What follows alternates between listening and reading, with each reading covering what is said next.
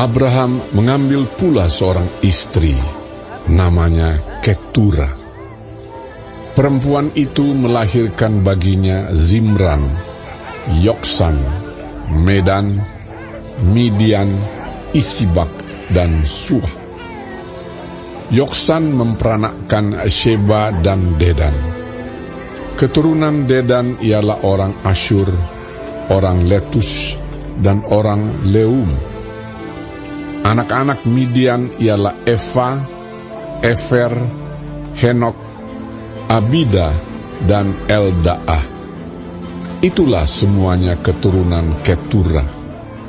Abraham memberikan segala harta miliknya kepada Ishak, tetapi kepada anak-anaknya yang diperolehnya dari gundik-gundiknya, ia memberikan pemberian. Kemudian ia menyuruh mereka, masih pada waktu ia hidup, meninggalkan Ishak, anaknya, dan pergi ke sebelah timur, ke tanah timur.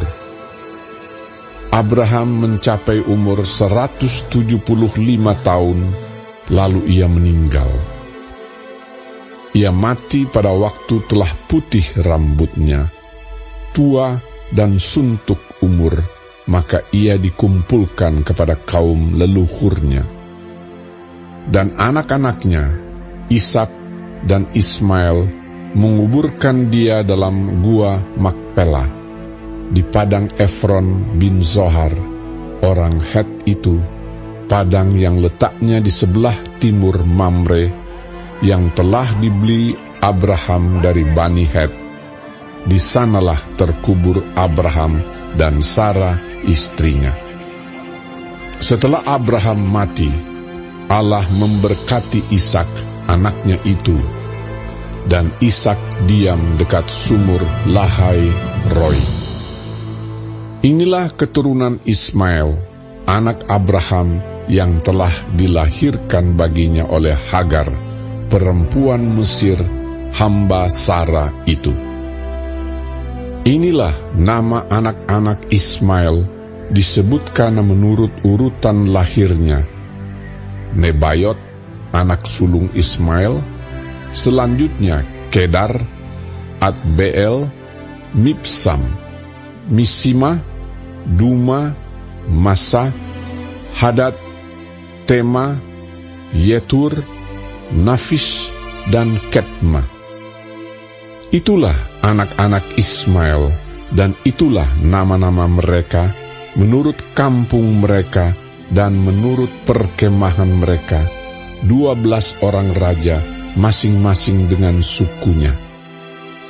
Umur Ismail ialah 137 tahun. Sesudah itu ia meninggal. Ia mati dan dikumpulkan kepada kaum leluhurnya.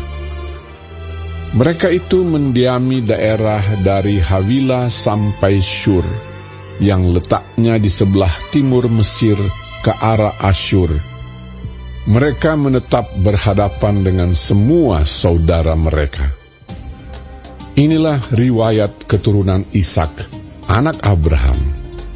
Abraham memperanakkan Ishak.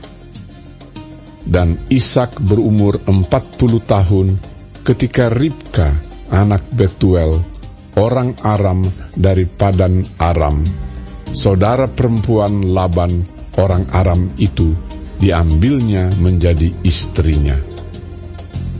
Berdoalah Ishak kepada Tuhan untuk istrinya, sebab istrinya itu mandul. Tuhan mengabulkan doanya, sehingga Ribka istrinya itu mengandung. Tetapi anak-anaknya bertolak-tolakan di dalam rahimnya, dan ia berkata, "Jika demikian halnya, mengapa aku hidup?" Dan ia pergi meminta petunjuk kepada Tuhan. Firman Tuhan kepadanya, "Dua bangsa ada dalam kandunganmu, dan dua suku bangsa akan berpencar dari dalam rahimmu. Suku bangsa yang satu akan lebih kuat dari yang lain, dan anak yang tua akan menjadi hamba kepada anak yang muda. Setelah genap harinya untuk bersalin, memang anak kembar yang di dalam kandungannya. Keluarlah yang pertama, warnanya merah. Seluruh tubuhnya seperti jubah berbulu. Sebab itu ia dinamai Esau. Sesudah itu keluarlah adiknya. Tangannya memegang tumit Esau. Sebab itu ia dinamai Yakub. Ishak berumur 60 tahun pada waktu mereka lahir. Lalu bertambah besarlah kedua anak itu. Esau menjadi seorang yang pandai berburu, seorang yang suka tinggal di padang. Tetapi Yakub adalah seorang yang tenang, yang suka tinggal di kemah. Ishak sayang kepada Esau, sebab ia suka makan daging buruan. Tetapi Ribka kasih kepada Yakub. Pada suatu kali, Yakub sedang memasak sesuatu, lalu datanglah Esau dengan lelah dari padang.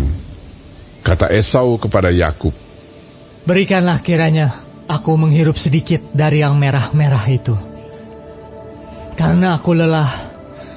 Itulah sebabnya namanya disebutkan Edom. Tetapi kata Yakub, Jualah dahulu kepadaku hak kesulunganmu. Sahut Esau, Sebentar lagi aku akan mati. Apakah gunanya bagiku hak kesulungan itu? Kata Yakub, Bersumpahlah dahulu kepadaku. maka bersumpahlah ia kepada Yakub, dan dijualnyalah hak kesulungannya kepadanya. Lalu Yakub memberikan roti dan masakan kacang merah itu kepada Esau. Ia makan dan minum, lalu berdiri dan pergi. Demikianlah Esau memandang ringan hak kesulungan itu.